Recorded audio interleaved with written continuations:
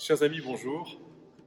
Voilà la troisième scène du Nouveau Testament, la visite des mages, qui est associée à une scène de l'Ancien Testament, beaucoup moins connue cette fois-ci.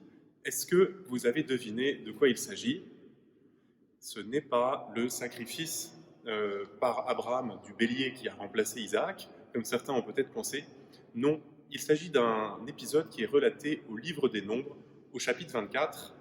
On l'appelle les oracles de Balaam. Balaam, c'est un prophète païen que le roi Balaac a envoyé pour prononcer une malédiction contre le peuple d'Israël qui est en train de traverser son territoire à la fin de l'exode dans le désert, juste avant l'entrée en Terre Sainte.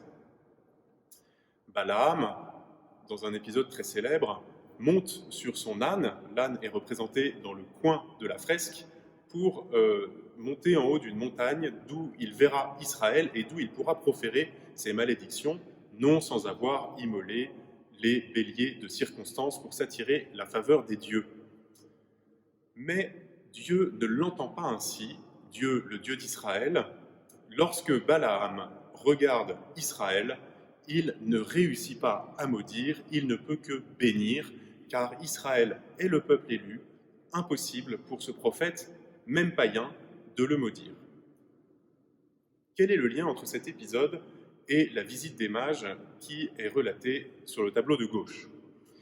Le premier lien, c'est cette étoile que l'on aperçoit en haut du sacrifice de Balaam. C'est l'étoile que Balaam voit. Il dit « Je vois un astre qui se lève en Juda ». Étonnante prophétie qui intervient au tout début de la Bible. Et cette prophétie, eh bien, on la retrouve dans l'évangile de saint Matthieu avec les trois mages qui ont vu un astre se lever à l'Orient et qui l'ont suivi. Voilà que l'astre annoncé pour plus tard par Balaam désormais se lève, il est bien visible, et des mages, qui eux aussi sont des païens, rappelez-vous, suivent cet astre pour arriver jusqu'à Jésus lui-même, qui est l'astre sans déclin, qui est l'étoile de l'aurore. C'est le premier lien.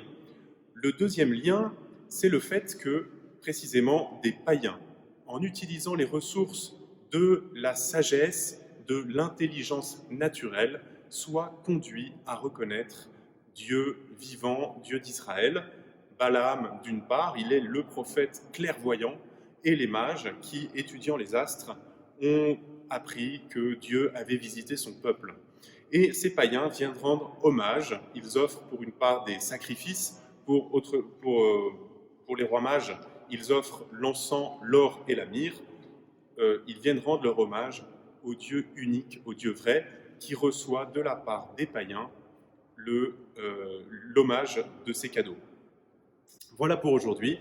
Nous nous retrouvons demain pour l'épisode suivant. Bonne journée.